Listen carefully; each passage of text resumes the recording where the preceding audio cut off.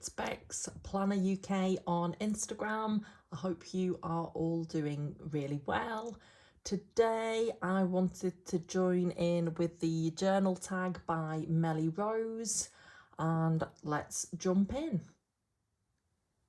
So this journal tag is all about your journaling style, and I know a few people have already joined in on YouTube with this tag, so do obviously check out MelyyRose and everyone else that's joined in so far. And of course I wrote down the prompts, the 8 questions in my journal. So first of all, what is your preferred journal size?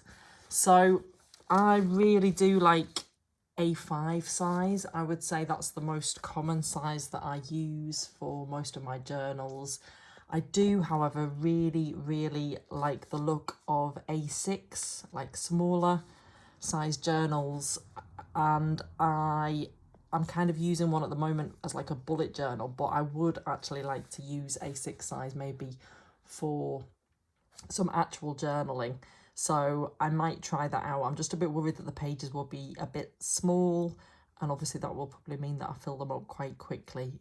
But I think particularly when I just want to write rather than decorate my journals, I think that could be a good size for me as well. And obviously it's very nice and portable and so forth.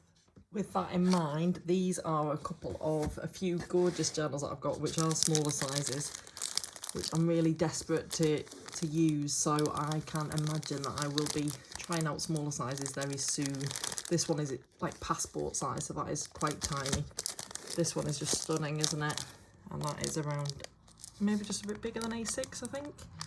And then I really like this one that looks like a book. That is my birth name, Rebecca, and I love the book as well. So I really would like to use that one. I would say that is A6 size. And then this is stunning as well, isn't it? So yeah, I've got a few that I think I will be using in a smaller size very soon. So next question. The next question is doodles that you repeatedly do in your journal. And I have to admit, at the moment, I'm not really into doodling that much in my journal. I suppose I do quite simple things like, or sometimes, maybe I've not even done it that much in this journal, I'll quite often underline things. I'll quite often draw like a simple line across the top and the bottom of the page and do simple things like that. But I don't really do that much doodling at the moment. I think it's more of a time thing. So it's more focused on the writing. I think I did do some stars somewhere. Where were they? So yeah, sometimes I will do some stars or some dots, but yeah, nothing groundbreaking on the doodle front, I'm afraid. What pen colour do you use the most? So I would say that my most used colour, my kind of signature colour, is this.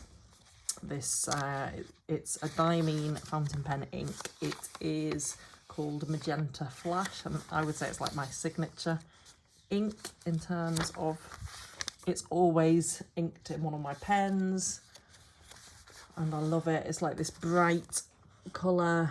I don't know if it shows up on this paper very well, but it does actually normally have a little bit of sheen and glitter in it. So yeah, I use that quite often. But I do have normally quite a few different pens inked up, so it just kind of depends on, you know, what week it is as to what colours I am using. And each day I do try and use a different pen colour so I can kind of see what I did on which day. So, but yeah, that's definitely my signature ink, I would say. That's a slightly different colour, a pink colour. But there we go, yeah. So the next question is, do you consider your journal style messy or organised? And I'd probably say a little bit of both. I'd say it's quite organised in that in this journal that I show on YouTube, I have a kind of format at the start, so it has the date, the day, because I'm journaling 365 days. I've carried on with the 100-day project. It has the time that I'm journaling. I generally still list the deaths and the cases. And then I generally list the coronavirus news for that day before I then go into whatever else I want to write about and talk about. So I suppose it's quite organised in that sense. It's maybe disorganised in that I'll literally just talk about whatever I want, so it will be completely random. But yeah, I suppose I have got, at the moment, the way that I use my journal is quite formulated, I suppose, if that makes sense. Question 5, what do you journal about the most? So I do have a number of different journals, and there is a video coming on how I use all my journals for different things. But in terms of the journals that I show on YouTube, generally the thing that I journal about the most is obviously coronavirus news. So that's my kind of standard focus in terms of what you see on Instagram and in terms of what you see on YouTube. But obviously I do use my other journals for other things, and like I say, I've got a video coming on that, so I'm not going to go into too much detail. So that obviously tied in with the next question, really, that what is something you always feel you have to include in your journals? So for now, I am still keeping up with the coronavirus news, like I said. So certainly until I reach the 365-day mark, as a minimum, that will still be there. And I know that a lot of people on Instagram read the updates and kind of comment, and I kind of summarise the news for them via my journal pages. So do follow me on Instagram if you're not already, at PlannerUK. The other thing is definitely the date and the time. I do find that really useful. It kind of reveals a lot how late it is at night that I'm journaling. So if I'm really kind of working hard and busy, then I'll be journaling at kind of midnight. But here it was only 10 o'clock, so maybe I was a bit more relaxed, had a bit more time to myself. So, and I really like as well these headers that I've shown on an earlier video. So that makes it really easy as well and really quick in terms of journaling. So I can just literally stick in the header for that day, and yeah, it's just so simple and easy, and it keeps it all standardized, and it's quite easy to differentiate between the days and the pages, isn't it? So I quite like that. So next question, question 7, show your oldest and your newest journal. So I've shown quite a bit of this in this video. This is my current journal here, which I really like. It's quite unusual. It's like a fabric cover, fabric cover, and it's from the Victoria and Albert Museum in London, V&A. So they do seem to produce quite a lot of nice notebooks, but I think this is the first one, the only one that I've got. But yeah, I do quite like this one. And my first journal, so this journal was from the 28th of November 2019, and this was my very first journal that I completed. And I don't think I've really even done a video on this, but quite random. Used watercolours quite a lot behind it, although because the paper wasn't that great, it's maybe kind of